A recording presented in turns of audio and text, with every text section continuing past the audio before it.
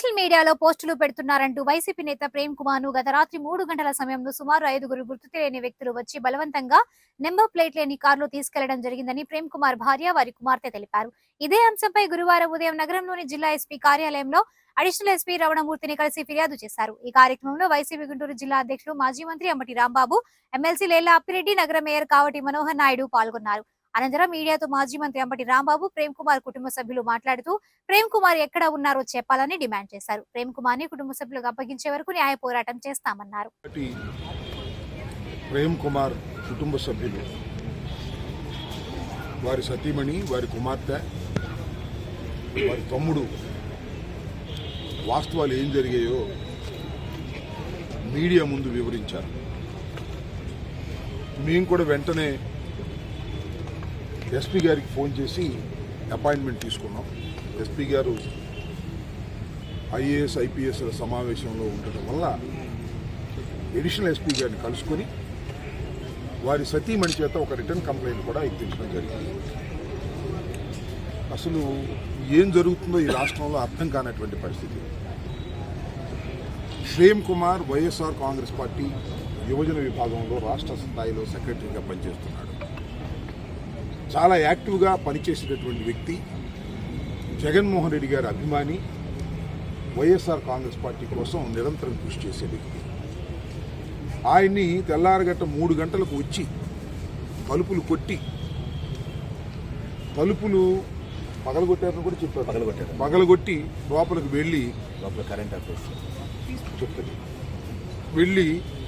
వెళ్లే ముందు ఆ గేట్ దూకి వెళ్తాం, కరెంట్ మెయిన్ స్విచ్ ఆపేయటం, చీకటి అంధకారం లాగా చేయటం, ఇంట్లోకి ప్రవేశించడం. ఇది ఎవరు? ఏదైనా కక్ష బట్టి చేశారా, లేకపోతే పోలీసులే చేశారా? నిజంగా పోలీసులే చేస్తే ఏం చెప్పాలి, ఎవరు చెప్పాలి? పోలీసులు అయ్యి ఉంటే నాకు ఆ డౌట్ ఉంది, పోలీసులు అయి ఉంటారు అని. కానీ వాళ్ళు ఏమంటారంటే పోలీసులు అయితే చెప్పేవాళ్ళు కదా అంటారు. ఇందాక మేము అడిషనల్ ఎస్పీ గారిని కూడా అడిగితే జనరల్గా పోలీసులు అయితే చెప్పాలండి, ఇదిగో మేము పలానా కేసులో మీ ప్రేమ్ కుమార్ అనే అతను తీసుకువెళ్తున్నాం, పలానా పోలీస్ స్టేషన్కి సంబంధించిన సమాచారం ఇవ్వాలి. సమాచారం ఇవ్వకోకుండా దొంగల్లాగా రాత్రిపూట వచ్చి కుటుంబ సభ్యులను నెట్టేసి తీసుకెళ్ళటం అంటే ఏమిటి దారుణం నాకు అర్థం కాలేదు. అతను ఏం నేరస్తూ నాకు తెలియలే. వైఎస్ఆర్ కాంగ్రెస్ పార్టీలో యాక్టివ్గా ఉండటం నేరస్తామా? ఆయన తీసుకెళ్ళటం ధర్మమేనా? అదే పోలీసులు అయితే సమాధానం చెప్పాల్సిన అవసరం ఉందా లేదా? ఎస్పీ గారికి సమాచారం లేదు, మరి వచ్చి తీసుకెళ్లారు. వాళ్ళు పోలీసులా లేకపోతే ఎవరా అనేది అర్థం కాదు. దాని మీద హెబియస్ కార్పస్ కూడా మేము మూవ్ చేస్తున్నాం హైకోర్టులో, బహుశా మూవ్ అయి ఉంటుంది. ఇది చాలా దారుణమైంది. ఈ సమాజంలో తెలుగుదేశం పార్టీ, కూటమి పార్టీ అధికారంలోకి వచ్చిన తర్వాత ఇంత దారుణంగా చేయటం అనేది క్షమించరానటువంటి నేరం అని మనం చేస్తున్నాం. చట్టాన్ని తన చేతుల్లోకి తీసుకొని, నేను చూశాను ఆ వీడియో, నా ట్విట్టర్లో కూడా పెట్టా.